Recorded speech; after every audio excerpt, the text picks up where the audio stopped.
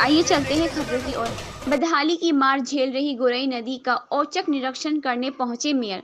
पश्चिम बंगाल आसनसोल रेलपार इलाके से गुजरने वाली गुराई नदी पिछले कई वर्षों से बदहाली की मार झेल रही थी, जिसका मुख्य कारण था नदी में प्रतिदिन हो रहा अवैध कब्जा, जो अब विकराल रूप ले चुका है। नदी जिस तरह से चौड़ी थी, वे अब सिकुड़कर नाले का रूप ले चुकी है। यही कारण है कि जब भी बरसात का समय आता है, तब पूरा रेलपार इलाका पूरी तरह जलमग्न हो जाता है। यूं कहें तो पूरे रेलपार इलाके में बाढ़ जैसी हालत उत्पन्न हो जाती है, जिसका प्रमाण रेलपार इलाके के रहने वाले तमाम जनता देती है।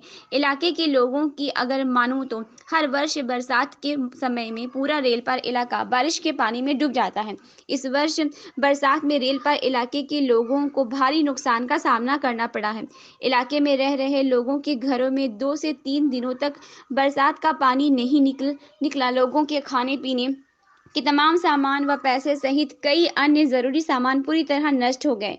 इलाके के लोगों का ये भी कहना है कि इलाके में रोज़ कमाने खाने वाले लोग रहते हैं।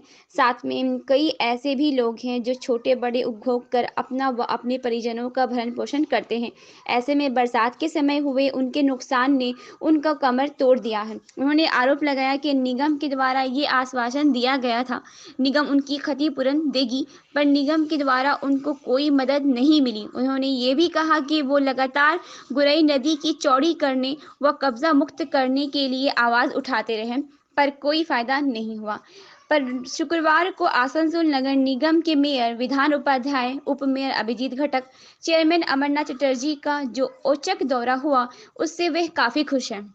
अब उनको एक बार फिर से उम्मीद जग गई है कि इस बार गोरई नदी अवैध कब्जाधारियों से कब्जा मुक्त हो जाएगी और वे दोबारा अपने वास्तविक रूप में आ जाएगी। गोरई नदी का दौरा करने पहुंचे मेयर और उप मेयर ने मीडिया को बताया कि नदी की हालत देख उनको काफ़ी चिंता हो रही है कि आखिरकार कैसे लोग नदी पर भी अवैध रूप से कब्जा कर सकते हैं, जबकि इस अवैध कब्जे से उनको ही नुकसान है।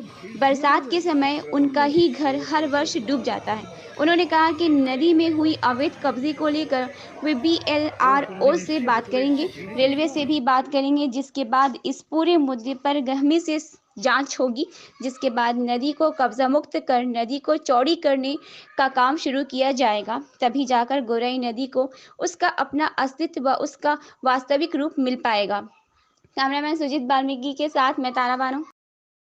তো মানে পুরোটাই বিভিন্ন জায়গায় দেখছি মানে দখল করে নেওয়ার মতন হয়ে গেছে, মানে এইটাকে একদম ছোট্ট করে দিয়েছে।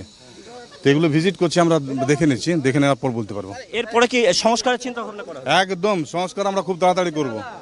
তো দাদা কি বলা যায় যে অবৈধভাবে দখল করার জন্য এরকম ঘটনা যে বন্যা একদম একদম একদম একদম একদম এগুলো অবৈধভাবে করার জন্য হয়েছে, এটা আমরা দেখছি কর্পোরেশন থেকে। জায়গাতে এই নদী এনক্রোচ হওয়ার জন্য নদীর যে উইথটা চওড়াটা অনেক জায়গায় কমে গেছে, অনেক জায়গায় নদীগুলো অবস্ট্রাকশন হয়ে গেছে।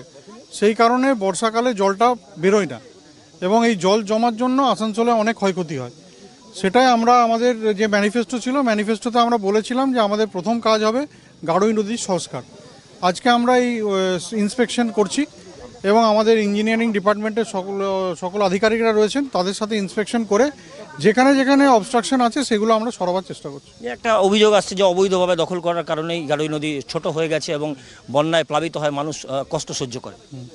হ্যাঁ, যেখানে যেখানে দখল হয়েছে সেগুলো দখলমুক্ত করতে হবে, সেই বিষয়ে আমরা আলোচনা করছি। যেখানে সাধারণ মানুষ কোথাও যদি দখল করে থাকে সেগুলো রিহ্যাবিলিটেশনের ব্যবস্থা করতে হবে, তাদেরকে স্থানান্তরিত করতে হবে অন্য জায়গায়।